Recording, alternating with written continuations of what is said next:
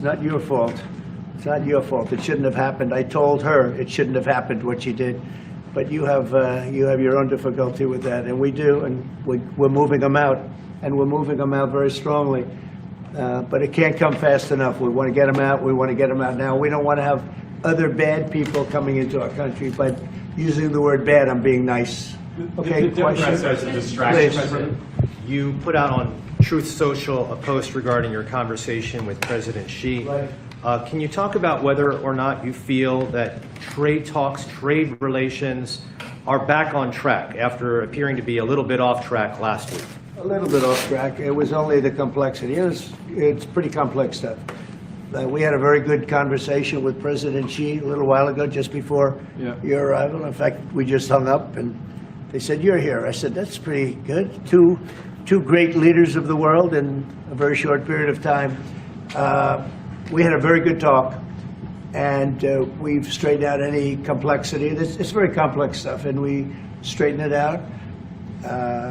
The agreement was we're going to have Scott and Howard and Jameson will be going and meeting with their top people and continue it forward. But no, I think we have everything. I think we're in very good shape with China and the trade deal.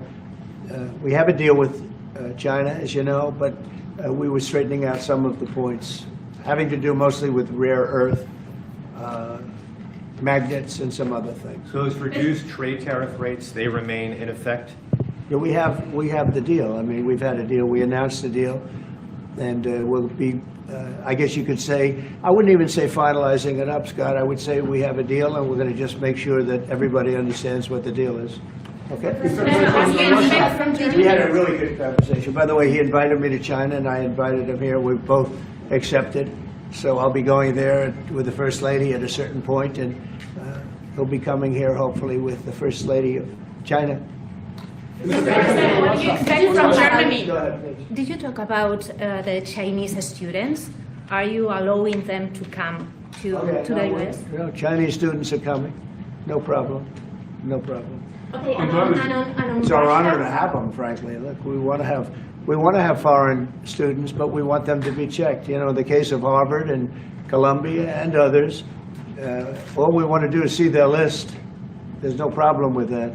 This is anybody outside of our country, international students, because when we see some of the people that we've been watching, we say, where do these people come from? How is that possible? No, we want to have foreign students come. We're very honored by it, but we want to see their list. Harvard didn't want to give us the list. They're going to be giving us the list now. I think they're starting to behave, actually, if you want to know the truth. Okay. And on Ukraine? On Russia, are you willing to put more pressure on Putin to end the war by imposing new sanctions on Russia and also on China? Well, remember, I'm the one that ended Nord Stream 2, going to a place called Germany, come to think of it. I'm sorry I did that. I don't know. But I ended Nord Stream 2. Nobody else did. And then when Biden came in, he immediately approved it. That's the largest, essentially the largest pipeline in the world, going to Germany and other countries. And by the way, we have so much oil and gas, you will not be able to buy it all. I mean, you literally, we have so much, and I hope we're going to make that a part of our trade deal because we have more than anybody else. We have actually the most, by far in the world, probably double what anyone else has. So we'll work on that. I'm sure that's something we'll discuss today. Mr. President, What do you expect from Germany, and what do you expect from the Chancellor? Well, first of all, I'm glad to meet because I've been dealing with the Chancellor, and he's a very good man to deal with. He's difficult, I would say. Can I say that? It's a positive. Go ahead. You wouldn't want me to say you're easy, right? No. Yeah, he's a very great representative of Germany. I think all we want is just going to have a good relationship. The rest will just sort of follow very easily. We'll have a good trade deal. I mean, I guess that will be mostly determined by the European Union, but you're a very big part of that, so you'll be involved. But we'll end up hopefully with a trade deal, or we'll do something. You know, we'll do the tariffs. I mean, I'm okay with the tariffs, or we make a deal with the trade, and I guess that's what we're discussing now. Mr. President, Back up, please. Go ahead. Mr. President? Okay. Is Germany doing enough on defense, Mr. President? Is Germany doing enough on defense? What? Defense spending. Is Germany doing enough on defense? The Chancellor wants to. Is Germany doing enough on Chancellor wants to defense? spend 3.5. Well, I don't know. I mean, I haven't discussed it very much. I know that you're spending more money on defense now, and quite a bit more money, and that's a positive thing. I'm not sure that General MacArthur would have said it's positive, you know. He wouldn't like it, but I sort of think it's good. You understand what I mean by that? Absolutely, I understand. He made a statement, never let Germany rearm. And I said, I always think about that when he says, sir, we're spending more money on defense. I say, oh, is that a good thing or a bad thing? I think it's a good thing. But, you know, at least to a certain point. There'll be a point when I'll say, please don't arm anymore, if you don't mind. We'll be watching him. I'll get it. Mr. President. On Biden, Mr. President. Yeah, Biden, you said He- Biden. Your predecessor dismissed your auto pen investigation. He said he made all the decisions during his presidency. I'm curious your reaction to his dismissal. Well, look, the auto pen, I think, is the big scandal outside of the rigged election of 2020. I think the biggest scandal of the last many years is the auto pen.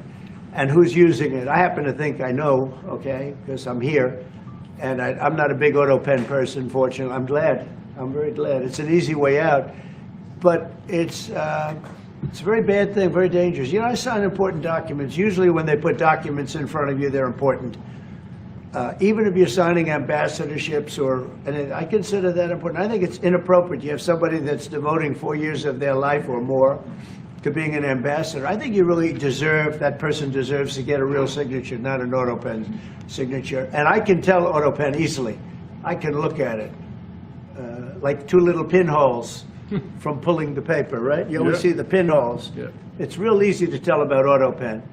I think it's very disrespectful to people when they get an auto pen signature. Outside, auto pen to me are used when thousands of letters come in from young people all over the country and you want to get them back. And, you know, people use auto pens for that, to send a little signature at the bottom of a letter. We have thousands of them. We get thousands of letters a week. And it's not possible to, you know, do. I'd like to do it myself, but you can't do it. To me, that's where auto pens start and stop. But I don't think, I'm sure that he didn't know many of the things. Look, he was never for open borders. He was never for transgender for everybody. He was never for men playing in women's sports. I mean, he changed, I mean, all of these things that changed so radically. I don't think he had any idea that what was, frankly, I said it during the debate and I say it now, he didn't have much of an idea what was going on. Mr. President. You shouldn't be, I mean, essentially, whoever used the auto pen was the president. And that is wrong, it's illegal, it's so bad, and it's so disrespectful to our country. Mr. President. Mr. President, will you leave your troops in Germany? And if I may ask a question to the Chancellor to answer in German for the German audience, how has your first encounter been? The answer is yes. We'll talk about that. But if they'd like to have them there, you know, we have a lot of them, about 45,000. It's a lot of troops. It's a city when you think of it. That's good economic development. They're highly paid troops, and they spend a lot of money in Germany. But the relationship with Germany is very important. Yeah, we'll be doing that. No problem. May I say a few words in German to Yes, the German please. public? So, danke für die Frage. Wir sind hier im Weißen Haus und ich bedanke mich beim Präsidenten für den sehr freundlichen Empfang im Oval Office in diesem weltweit bekannten Raum. Ich freue mich sehr, hier zu sein und wir bereiten eine Vertiefung unserer Zusammenarbeit vor. Ich freue mich sehr darüber. Mr. President, you've made Mr. President. Do you speak English because you speak such good English? Is it as good as your German, would you say? Do you feel more comfortable? No, it's not my mother tongue, but I try to understand almost everything and Yeah, very good. to speak as good as I can. Very good. You know, that's Mr. President, you've made it's an achievement, actually. Mr. Mr. President, can we the follow up on the criticism auto that I've pen? seen regarding, thank you, Mr. President. The criticism that I've seen, and I'm sure you've seen, regarding Elon Musk and your big, beautiful bill, what's your reaction to that? Do you think it in any way hurts passage in the Senate, which of course, what is you're seeking? Well, look, you know, I've always liked Elon, and it's always very surprised. You saw the words he had for me, the words of, and he hasn't said anything about me that's bad. I'd rather have him criticize me than the bill, because the bill is incredible.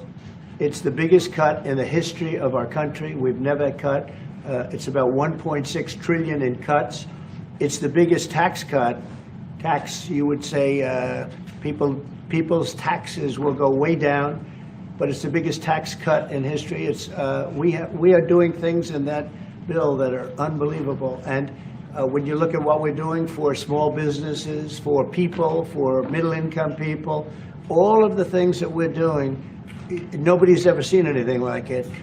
And, you know, Elon's upset because we took the EV mandate and, you know, which was a lot of money for electric vehicles. And, you know, they're having a hard time, the electric vehicles. And they want us to pay billions of dollars in subsidy.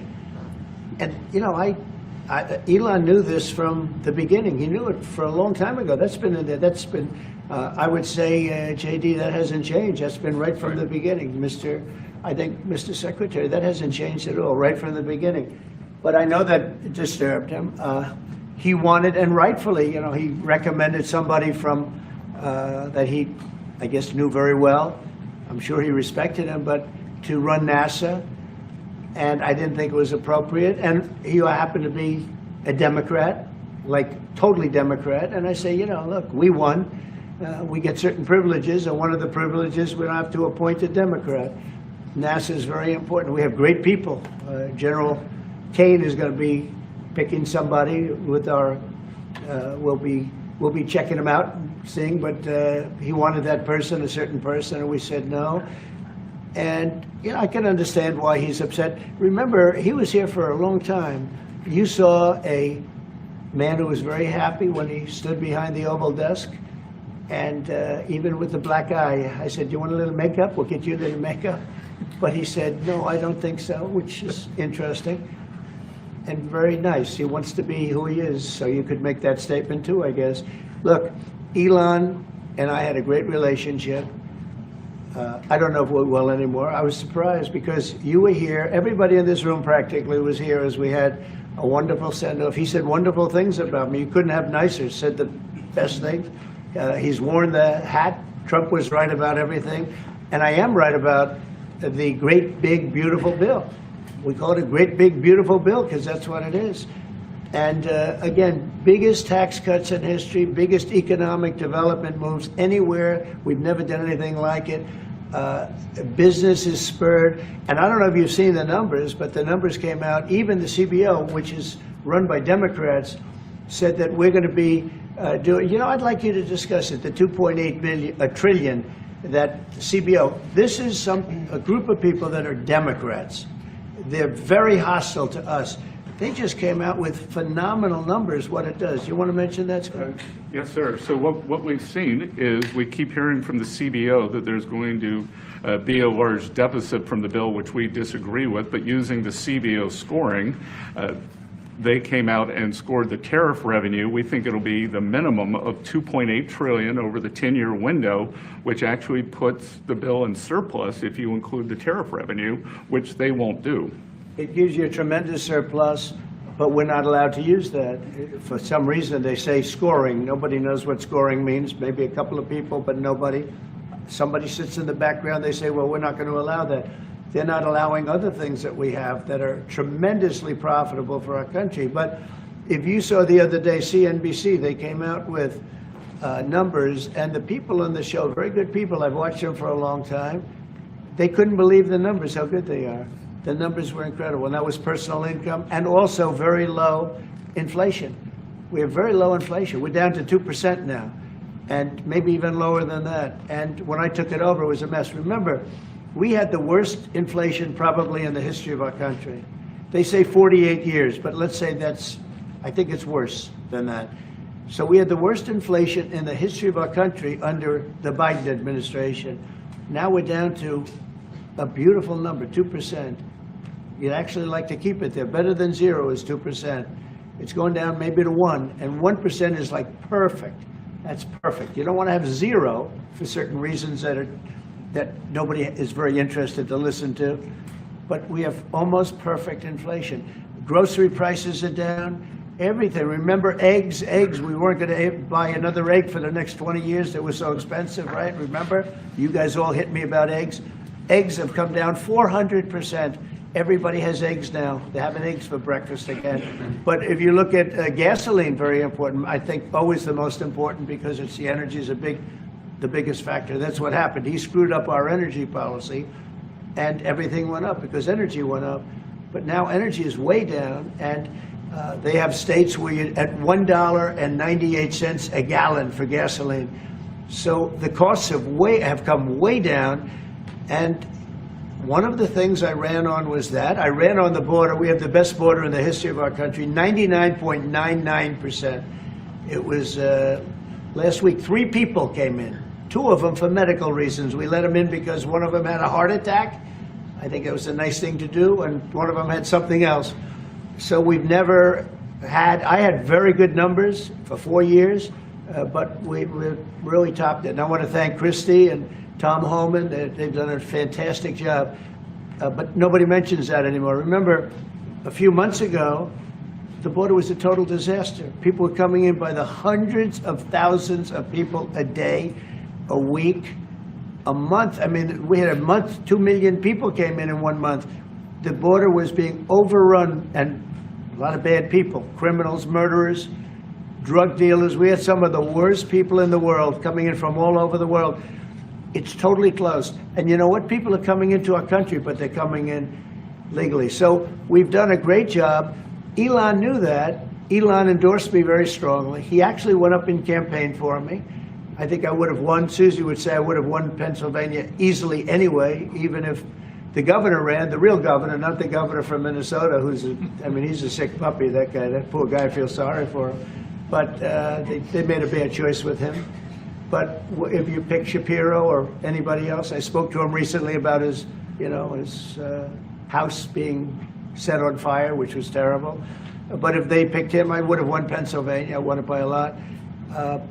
But I'm very disappointed because Elon knew the inner workings of this bill better than almost anybody sitting here, better than you people. He knew everything about it. He had no problem with it. All of a sudden he had a problem, and he only developed the problem when he found out that we're going to have to cut the EV mandate, because that's billions and billions of dollars, and it really is unfair. We want to have cars of all types. Electric, we want to have electric, but we want to have a gasoline, combustion.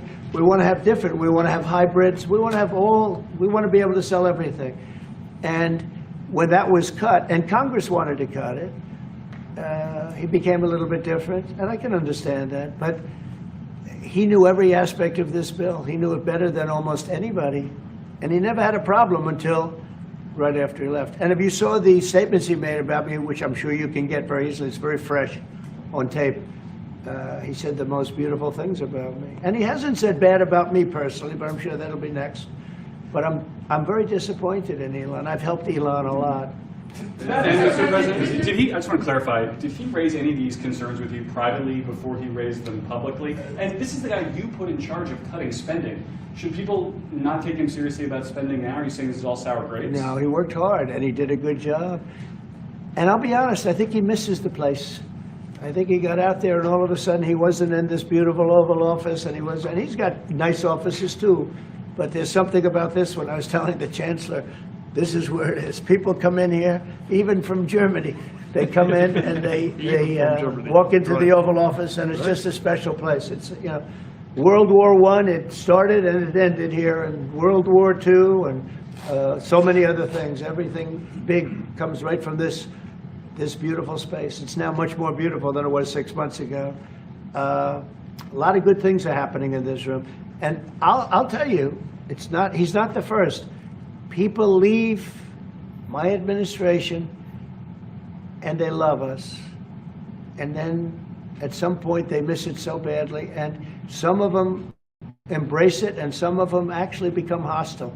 I don't know what it is. It's sort of Trump derangement syndrome, I guess they call it. But we have it with others too. They leave and they wake up in the morning and the glamour's gone. The whole world is different and they become hostile. I don't know what it is. Someday you'll write a book about it and you'll let us know. Yeah. Mr. President, speaking of ending wars in this room, you were very critical of Vladimir Putin a couple of days ago. What kind of play is he playing from your perspective? What are his... Well, look, he got hit. He's been doing hitting, so I understand it. But he got hit hard, and I don't think he's playing games. I think I've always said he wanted the whole thing. I thought he wanted the entire, everything having to do with Ukraine. That's something that would have never happened if I were president. The election was rigged. I didn't get to be president, but I got to be president now. And I think it's a much more important presidency. Other than a couple of things like that, the war would have never happened. The war with Ukraine, with Putin, would have never happened, ever, not even a chance. And it didn't happen for 4 years. And it wasn't thought of. I used to talk to him about Ukraine a lot. It was the apple of his eye, but he would have never done what he did. And I think mistakes were made by him, but I think mistakes were made by other people. The president should have never allowed that war. Biden should have never allowed that war to happen. If you had the right guy in here, that war would have never happened. Israel would have never happened with Hamas. That would have never happened. The attack on Israel would have never happened because Iran was broke. They had no money. They had no money to give to Hamas or Hezbollah or anybody else. And all of that would have never happened. Inflation wouldn't have happened. It was caused mostly by energy. And the Biden administration messed up my great energy policy. We were down into the 190 a gallon, and it would have never happened. It was caused by energy and their bad spending on the Green New Scam and other things that they spent on. But all of those things would have never happened. But maybe most importantly, the war, Chancellor, with Russia would never have happened with Ukraine. It was something that would have, you know, I dealt with Putin a lot. There was no chance, zero. And you know, a lot of people say, how do you know? For 4 years it didn't happen. There was never a chance of it happening. And he understood the consequences. Now, it's a shame. And when you see all of those people, they came out with a report today that millions of people have died, much more than people thought. And I've been saying that for a long time. The amount of death in that war is far greater than the news has been reporting, or than, frankly, that either side has been reporting. It's a very sad thing. And I can tell you, just speaking for the Chancellor, because we speak about it, he feels the same way. He wants to see it ended. Would you like to say something? Absolutely. And I'm here, Mr. President, to talk with you later on how we could contribute to that goal. And we all are looking for measures and for instruments to bring this terrible war to an end. And may I remind you that we are having June 6th tomorrow. This is D-Day anniversary, when the Americans once ended a war in Europe. And I think this is in your hand in specific, in ours. That was not a pleasant day for you? No, that was not a pleasant. This was not a great in the day. long run, Mr. President, this was the liberation of my country from Nazi dictatorship. That's true. That's true. And we know what we owe you. But this is the reason why I'm saying that America is again in a very strong position to do something on this war and ending this war. So let's talk about what we can do jointly, and we are ready to do what we can. And you know that we gave support to Ukraine, and that we are looking for more pressure on Russia. The European Union did, and we should talk about that. We will talk about it. And, Yeah. you know, it's good timing. The numbers for our country are through the roof, the economic numbers, because of the election and because of tariffs and other things, a lot of things. But we've had some of the best numbers we've ever had. They were reported yesterday, the day before, and even today. Country's doing really well. I think that one of the things you'd be most interested in is that 6 months ago, we were having a hard time getting anybody to join our military. I mean, they just couldn't do it. The numbers were record low. We couldn't get people to join the military. It wasn't me. This is before I got there, the past administration. But 6 months ago, a year ago, the numbers were record low. You couldn't get them to join. That included the police. And you couldn't get them to join. Now, we just hit the highest number in the history of our country, we think, but very close, but the highest in the history of our country, recruitment, joining the Army, Navy, Air Force, Marines, Coast Guard, police forces all over the country. What did you do for that? What was the reason? Spirit. They love our country again. You're going to do the same thing. Spirit. We have great spirit is back in our country, and it's very simple. And, you know, it was only, Susie, 6 months ago, right, that you got reports, you're the one that released them, that you couldn't get anybody to join the military, and now we're stopped. Every service now is packed, and we have waiting lists of people trying to get in, as good as we've ever had in the history of our country. So that's an honor. That's a great honor. Yeah. Mr. President, on the war. On California. You've asked. You've had enough. Go ahead. Mr. President, so would you consider to put more sanctions on Russia? Because this discussion is going on now for weeks and months, and you tweeted about it once, but then nothing happens. So Yeah, when I see the moment when we're not going to make a deal, when this thing won't stop, Is there a deadline? if that moment, yeah, it's in my brain, the deadline. When I see the moment where it's not going to stop, and I'm sure you're going to do the same thing, will be very, very, very tough. And it could be on both countries, to be honest. You know, it takes two to tango. But we're going to be very tough. Whether it's Russia or anybody else, we're going to be very tough. That's a bloodbath that's going on over there. And when I see the moment where I say, well, they're going to just keep fighting. You know, I gave the analogy yesterday when I spoke to President Putin. I had a 2-hour and 15-minute call with him.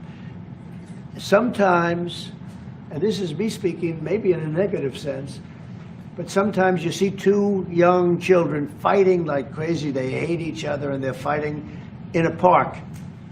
And you try and pull them apart. They don't want to be pulled. Sometimes you're better off letting them fight for a while and then pulling them apart.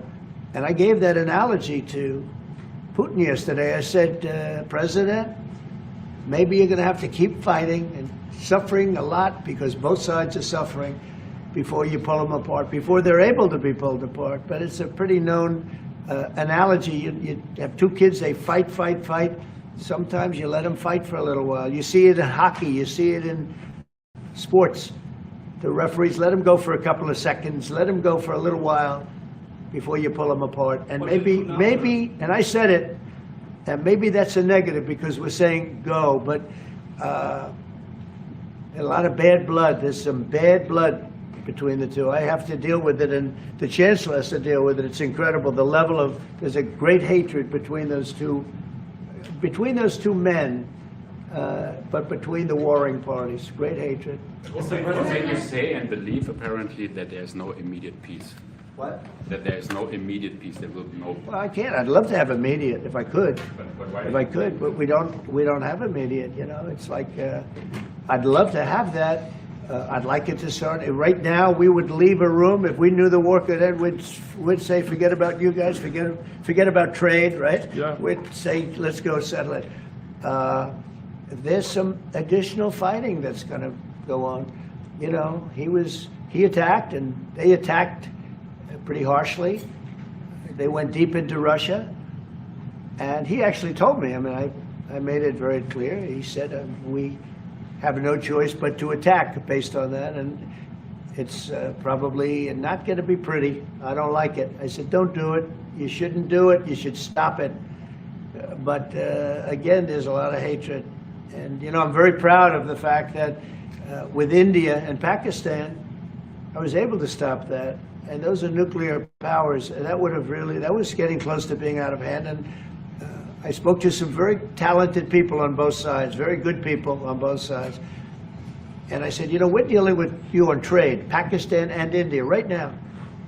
I said, we're not going to deal with you on trade if you're going to go shooting each other and whipping out nuclear weapons that maybe even affect us. Because, you know, that nuclear dust blows across oceans very quickly. It affects us. And I said, if you're going to do that, we're not going to do any trade deals. And you know what? I got that war stopped. Now, I hope we don't go back and we find out that they started, but I don't think they will. They were both good. They were well represented. I want to congratulate both countries because, as you know, the leader of India, who's a great guy, was here a few weeks ago. We had some great talks. We're doing a trade deal. And Pakistan, likewise, they have very strong leadership. Some people won't like when I say that, but, you know, it is what it is. And they stopped that war. Now, am I going to get credit? I'll never get credit for anything. They don't give me credit for anything, but nobody else could have done it. I stopped it. I was very proud of that. I wish we could do the same thing with Ukraine and Russia. And at some point it'll happen. I believe that. And if it doesn't happen, or if I see somebody's out of line, if Russia's out of line, we'll be You'll be amazed how tough. Remember this, they like to say that I'm friends with, I'm not friends with anybody. I'm friends with you. I'm not friends with that. I want the right thing to happen for our country, for everybody, for humanity. But I'm the one that stopped the pipeline. It's called Nord Stream 2. Until I came along, nobody ever heard, not one person in this room ever heard of Nord Stream 2. You probably did, Yes, I because did. it went to Germany. He's the only one Knowing that that heard this it. was a mistake. But I stopped Right. him. I stopped it. Yeah, and you've said that openly. Yeah. It was a mistake because, and I used to go with Angela. I'd say, well, wait a minute. We're spending all this money to defend you against Russia, and then you're giving Russia billions of dollars a month. What kind of a deal is that? You know, which was, but you said it better than anybody else. I appreciate it. But I'm the one that stopped it. And that was the biggest economic development job, if you want to call it that, in the history, think of it, in the history of Russia. That was a massive, it's the biggest pipeline in the world. Going to go all over Europe, not only to Germany. You know, they were Germany, but then they were branching off all over to Europe. Nobody ever heard of, not one person of you heard of it. And I stopped it. It was dead. And then they say, I'm friends with Putin. I got along with him. He respected me, I respected him. It would have never happened.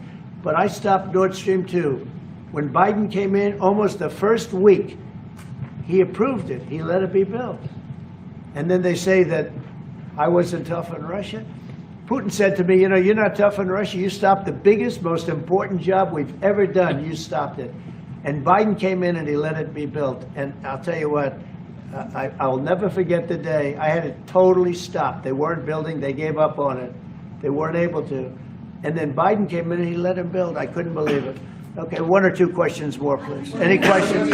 Any question for the Chancellor? Continue. Go ahead, for the Chancellor. That would be one. I like his answers much better. Would you continue to support Ukraine? Yeah, I'm with Ukraine. We just signed a big deal on rare earth with Ukraine. And we want to, I want to, you know what, I'm for stopping killing, really. That's what I'm for. Again, a war that would have never started, should have never started. I want to see the killing stop. We spent $350 billion, much more than Europe, but Europe spent a lot also. And they spent way over $100 billion. Yeah. So you're talking about close to $500 billion went into that whole thing. And it's not even the money, and I know with you too, it's a lot of money, but it's the death that's being caused. We went to the Middle East, I went last week to the Middle East, we took in $5.1 trillion. That's many, many times. That's 30, 40 times, 50 times more than what we're talking about. It's think of that, $5.1 trillion of investment with one trip that lasted 4 days. So it's not the money. It's a little the money, but not the money, the big thing. The big thing is the death. The death of, and really the decimation. You've lost a whole culture. You know, Ukraine had the most beautiful turrets. They call them turrets, the little towers, beautiful towers, the most beautiful in the world. They're all now laying on their side, blown to smithereens. It'll never happen again. They've taken away the culture of a country. They've taken away the heritage of a country. It's a terrible thing. But most importantly, again, is the death. 5,000 plus people a week, soldiers, are being killed. He doesn't want that, and I don't want that. One more. Yeah, please. Thank you. Mr. President, do you support the Graham bill on putting high tariffs on China? I haven't looked at it, but they'll be guided by me. That's the way it's supposed to be. They're going to be guided by me. No, I haven't looked at it. It's a bill on sanctions, etc. I'm a very quick study. At the right time, I'll do what I want to do. But it could very well be okay. I'll have to see. But they're waiting for me to decide on what to do, and I'll know maybe very soon. It's a harsh bill. Yeah, very harsh. Take one more auto pen. Go ahead. I would like to have a question to the Chancellor as well, because do you agree with the analogy the President made on the war between Russia and Ukraine as being a fight between two kids? Is that how you view that as well? And what do you actually want the US President to do in this? Well, I think we both agree on this war and how terrible this war is going on. And we are both looking for ways to stop it very soon. And I told the president before we came in that he is the key person in the world who can really do that now by putting pressure on Russia. And we will have this debate later on again, how we can proceed jointly between the Europeans and the Americans. And I think we are having the duty to do something on that now, to stop it after 3.5 years, which is really terrible. Look at the kids, the kids which were kidnapped from Ukraine to Russia. This is all terrible. And so we are talking about instruments, measures, what we can do. And my personal view is clear on that. We are on the side of Ukraine, and we are trying to get them stronger and stronger just to make Putin stop this war. And this is our approach. We get satellite pictures of the war field, Yeah. and you don't even like to look at them, right? It's terrible. So It's really bodies, arms, heads, legs all over the place. You've never seen anything like it. It's so ridiculous. And this is only by Russian weapons against Ukraine. This had never happened with Ukraine weapons against Russia. Never. Ukraine is only targeting military targets, not civilians, not private, not energy infrastructure. So this is the difference, and that's the reason why we are trying to do more on Russia, how to stop this war. Well, in this case, I'm talking about the battlefield, the soldiers on soldiers. But you could also say that, too, with the cities. Yep. The cities are being hit also. So it's a terrible, terrible thing. Somebody said autopen. Did I hear the word autopen? I was just curious. Because I think it's the biggest scandal maybe in the last 100 years in this country. So when I hear that word, I think it has to be discussed, because the fake news will try and hide it, and we can't do that. Well, that's But go what I'm ahead. asking. Have you uncovered any evidence that anything specific was signed without President Biden's knowledge or by other people in the administration acting illegally? Well, I don't think Biden would know whether or not he signed it. I'm asking if you've uncovered any of that information. No, but I've uncovered, the human mind. I was in a debate with the human mind, and I didn't think he knew what the hell he was doing. So, it's just one of those things, one of those problems. We can't ever allow that to happen to our country. The danger our country was in, and I know some of the people that worked with him, radical left, horrible people. And I could give you the name of some of the people that use the autopen, because I'm here, and I ask questions about people that were here also. There are a lot of people that were here when that happened, and they're here right now, and they'll answer your question very accurately. But I know some of the people that use that autopen, and those are not the people that had the same ideology as Joe Biden. These were radical left lunatics that used that, and they didn't get elected. He didn't get elected either, actually. Thank you very much, everybody. Thank you, guys. Thank you, Dr. Merz. Thanks, guys. Thank you. Thank you very much. Thanks, guys.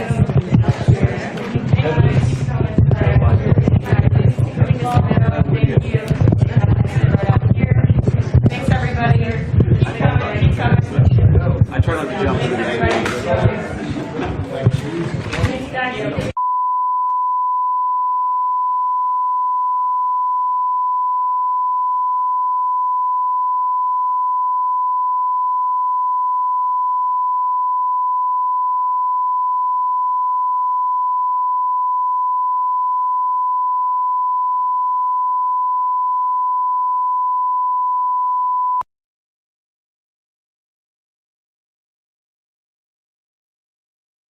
federal courts until they're utterly powerless. They want to buck the Constitution and bulldoze the rule of law.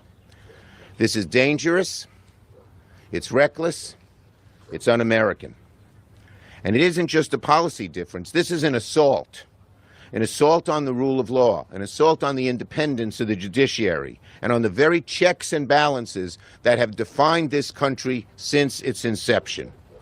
So today, I'm announcing that Democrats will fight with every tool we have to stop this provision from becoming law, this evil, un-American provision that flies in the face of the Constitution completely. This provision, as I said, is one of the most direct assaults on the separation of powers in recent memory. It essentially hands government officials, including Donald Trump, the license to ignore any ruling from a federal judge that they don't like. And it strips the courts of any power to hold people accountable if they violate court orders, including the Supreme Court. Shame on the House of Representatives putting this in, on the Republicans in the House of Representatives. Shame. This is so bad. It's beyond the pale.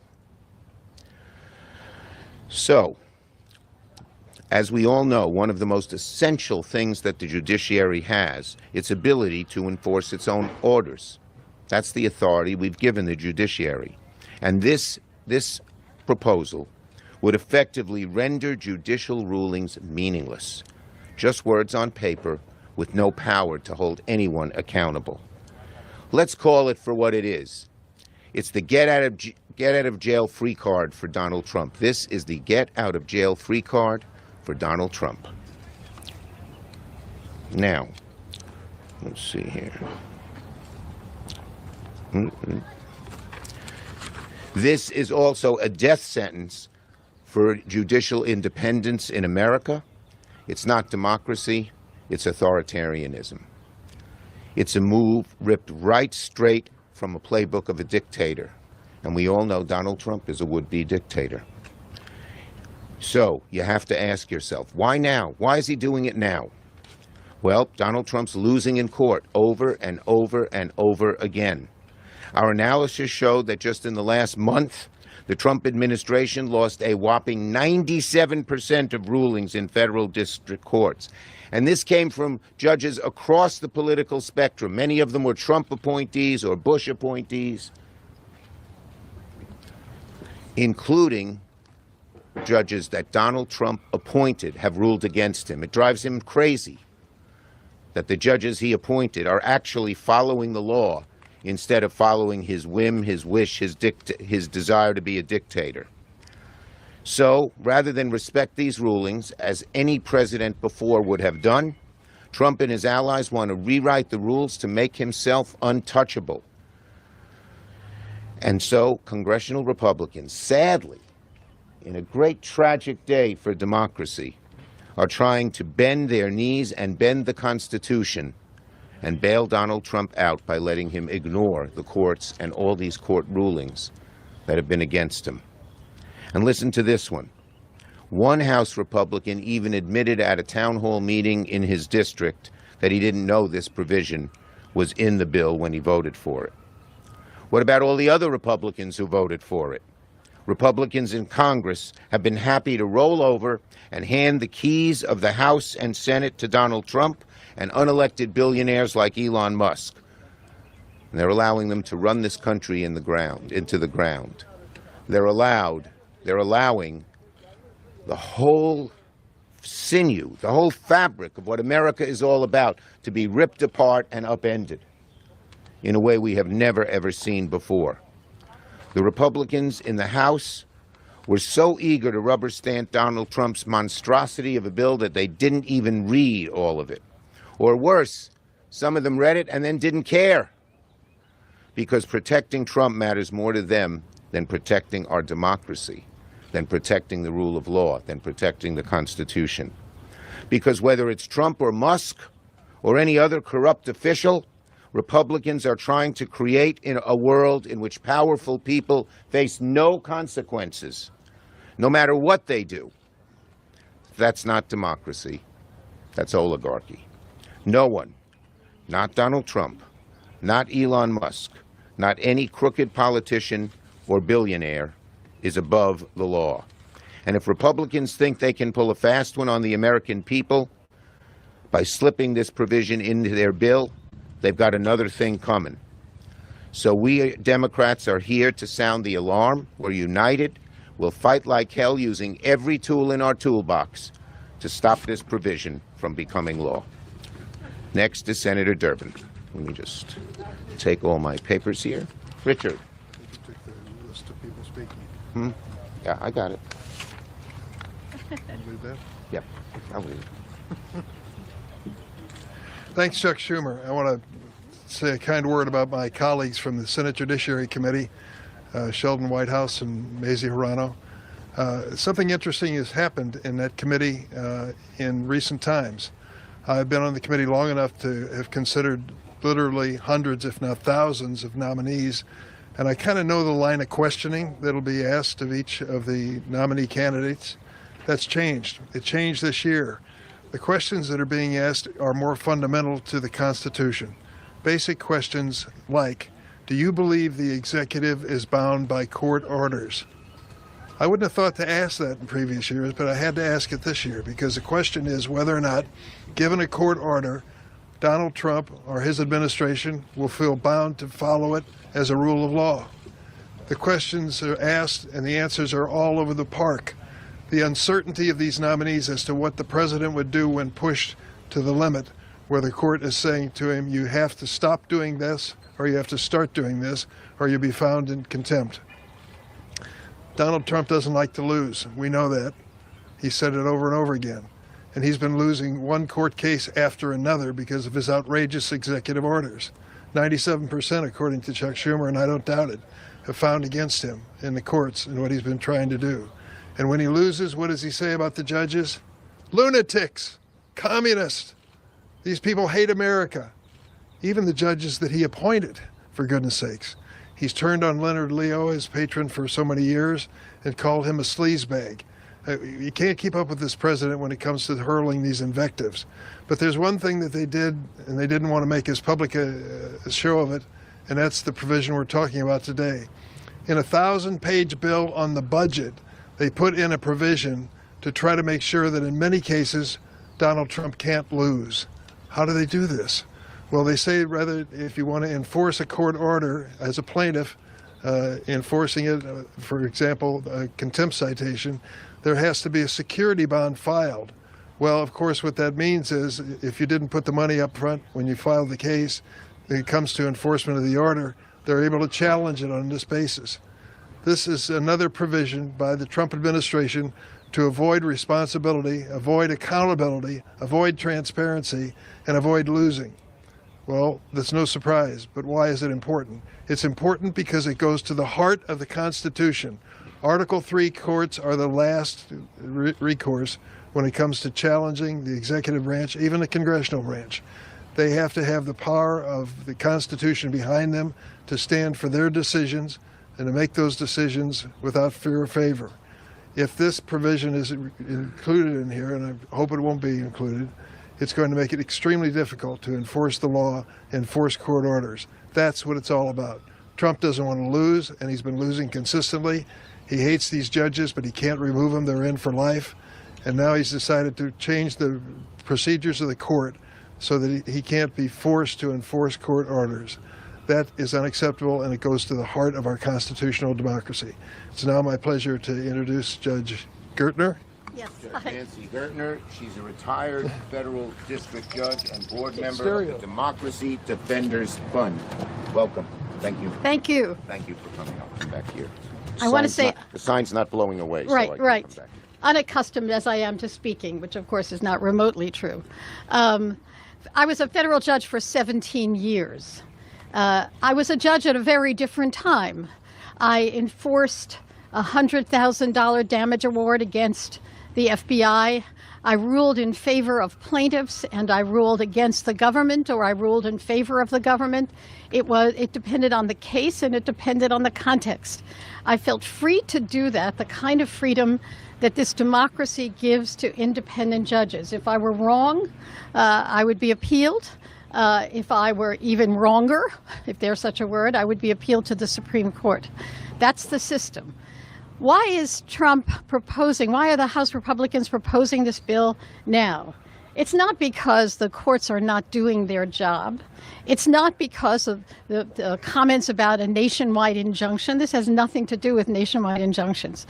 As has been discussed, this has everything to do with the stage that numbers of the cases against Trump are at. Judge Zinnes in Maryland, Judge Boasberg in D.C., Judge Murphy in Boston are on the cusp of contempt proceedings. They have ordered the government to return Abrego Garcia. They've ordered the government not to deport people without due process.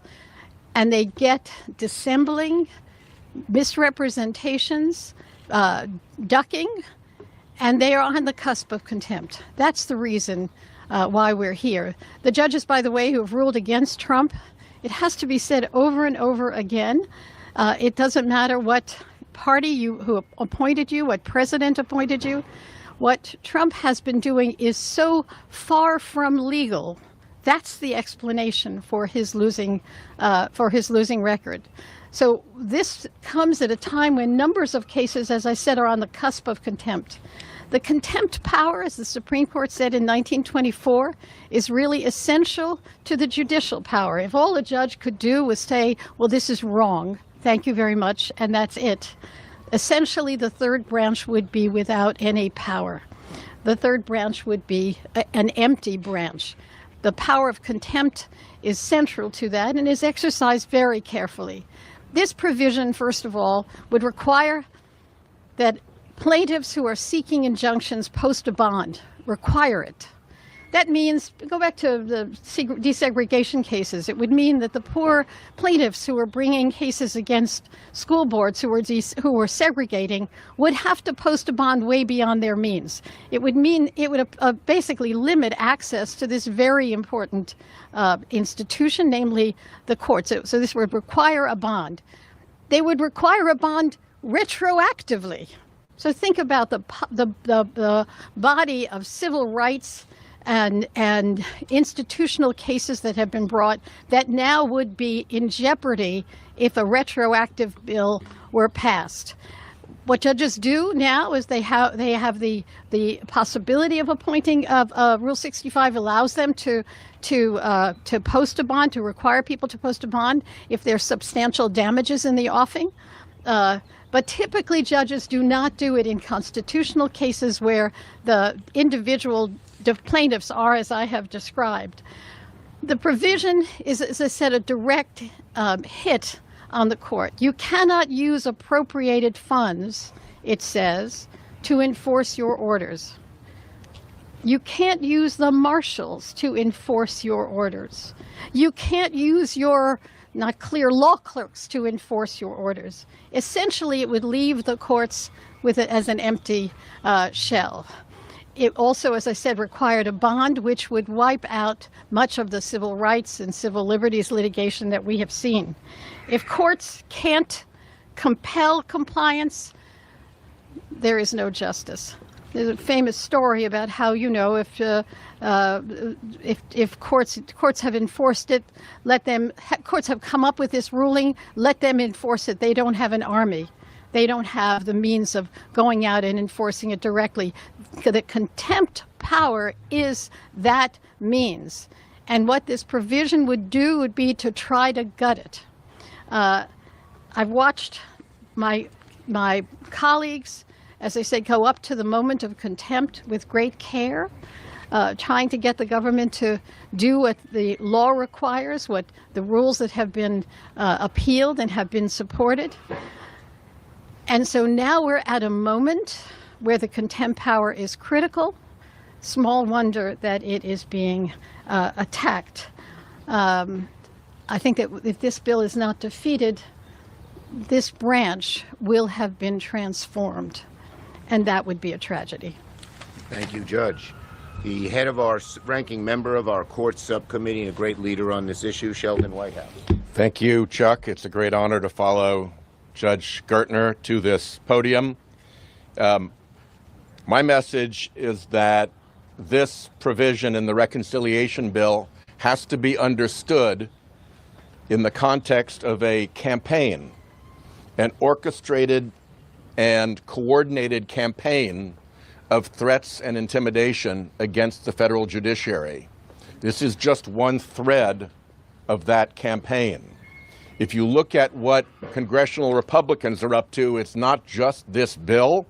It's wanted posters outside their offices with judges' names and faces. It's articles of impeachment filed against judges for decisions they disagree with. It's a hearing called District Judges versus Trump, designed to whip up anti-judiciary animus. It's a bill calling federal judges judicial insurrectionists. And it's echoed over at the White House by Trump's commentary. Trump's attacks include calling judges USA hating, calling them monsters, calling them communists, calling them radical left lunatics who could, quoting him again, very well lead to the destruction of our country. And then for good measure, his White House throws in an official statement calling judges leftist, crazy, unconstitutional people. The third wing of this attack on the judges comes through MAGA, through Elon Musk, and through Laura Loomer and the X platform, which posts information about judges, posts information about their families. They seem to particularly like to post judges' daughters in order to create attacks on those individual judges. Musk has called them corrupt. He's called them radical. He's called them evil. At the moment, one of the tricks of this campaign of threat and intimidation is to send two judges and to their families unsolicited pizza deliveries, often in the name of the murdered son of a federal judge, saying to them, we know where you live, this is about intimidating you, and we are capable of violence. X has curated over years a horde of what I call flying monkeys, disordered people who, when provoked and triggered by Musk, by Loomer, by X, will do the job of delivering vile and violent threats against the target. And that has caused the judges to have to take this far more seriously.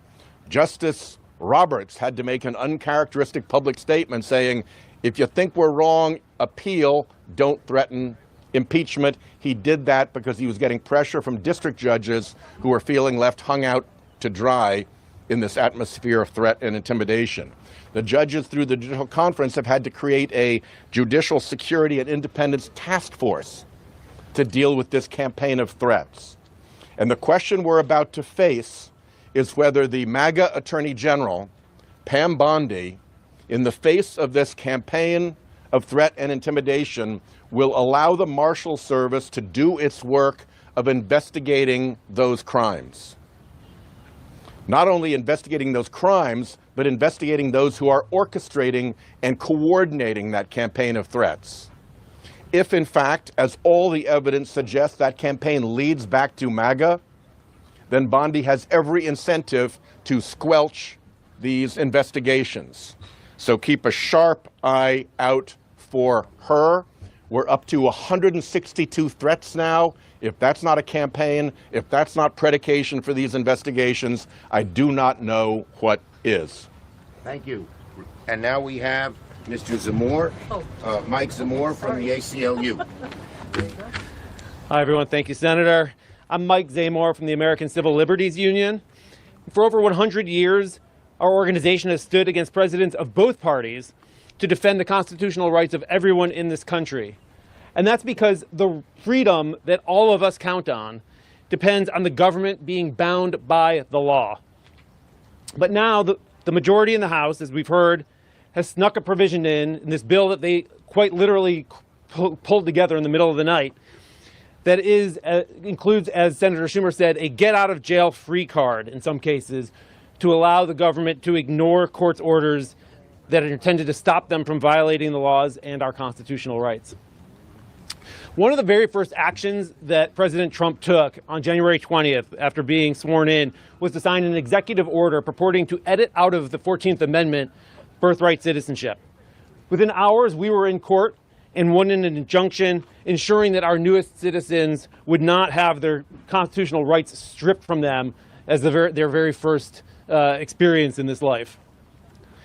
But the get out of jail free card in this bill would mean that unless plaintiffs have enough money to post a bond, Trump and his cronies could blatantly ignore that injunction and deport newborn babies out of this country, babies who are U.S. citizens under the words of our Constitution, and they would face no consequences. So maybe the billionaires who infest this administration don't get it. But our constitutional rights do not come with a price tag. Trump and his allies may well be frustrated that we keep beating them in court, as do so many others, but they should think really carefully about this step. Because conservatives were all for courts clipping the wings of administrations and overzealous federal government in other circumstances, say to limit COVID vaccine mandates and other things. The ACLU has sued the Trump administration dozens of times already this year, but we've also sued the Biden administration. We sued the Obama administration. We sued the Clinton administration. We have sued every single administration because governments need to be bound by the law, regardless of what party the president is in. This is not a Democrat issue. It's not a Republican issue. This is a democracy issue, as Senator Schumer said. We cannot stand and will not stand for a government that can impose its priorities on the people instead of the other way around. Senate needs to kill off this provision and ensure that the 4 words carved over the edifice on that building right across the street, the Supreme Court, maintain their meaning. Equal justice under law. Thank you. Thank you. And now another great member of the Judiciary Committee, Senator Hirono. Thank you very much. I'm glad to be here with everyone to point out yet another atrocity that the Republicans have sneaked into this 1,000-plus page bill. The fact is, we have a president who does not believe that the rule of law applies to him. He is governing by executive order. Most of them, I would say, are illegal, leading to over 200 lawsuits filed to stop his illegality. The only thing that's standing between him and his illegality are the courts. Thank goodness. Thank goodness. And judges who were appointed by Republicans and Democrats alike have put the question to this administration. You know, judges like things like evidence, facts.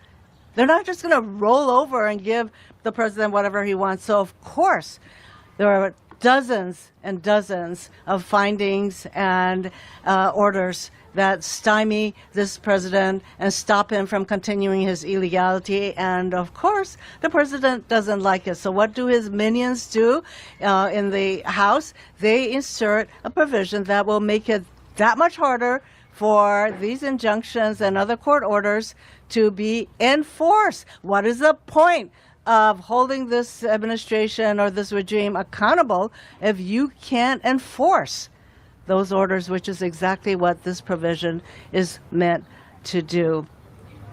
We can't let them get away with it. We can't let the Republicans get away with it. In their continuing desire to get patted on the head by this president, they will insert a provision that has absolutely nothing to do with the budget.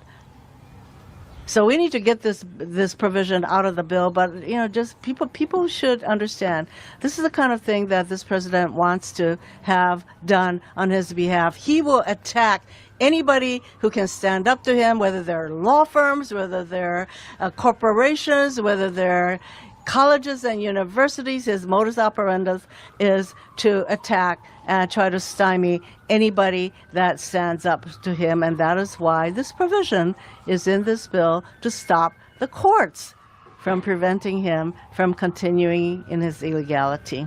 Glad to be here with all of you. Thank you, Senator Hirono. Questions on this subject? Yes. Obviously don't agree with the president on this bill, but there was some unique bipartisanship this week with Senator Warren and President Trump. They want to scrap the debt limit. I know you've had discussions with him in the past about potentially doing that. Would you help Republicans do that if President wanted to? Not going to gauge in hypotheticals. Yes. Suzanne with Bloomberg Law. Thanks for doing this. You mentioned wanting to, use every tool that you guys have at your disposal to block this. Could you elaborate a little bit more on? Yeah, let me just say, let me be clear. If the Senate Republicans go along and include this toxic provision, Senate Democrats will fight to knock it out in the Byrd process. Our message to Republicans is, bring it on. We're going to use every tool in our toolbox to stop it. Okay. Last one. Leader, is there any concern on your part in the Byrd process? I mean, Thune has shown that he's willing to sort of overrule the parliamentarian on some things. Are you concerned that if there's a ruling that the other side won't go along with that ruling in the Senate? We believe that they ought to abide by the parliamentarian as had been done by Democratic and Republican leaders for decades. Thank you, everybody.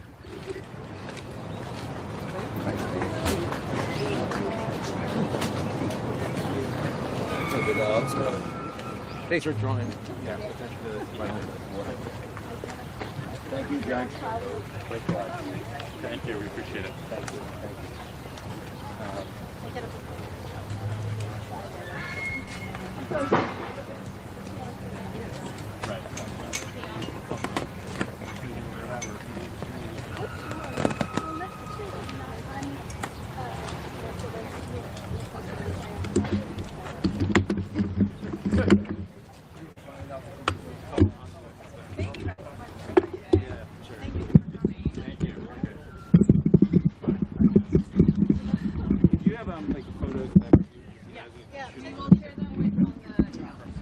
Thank you.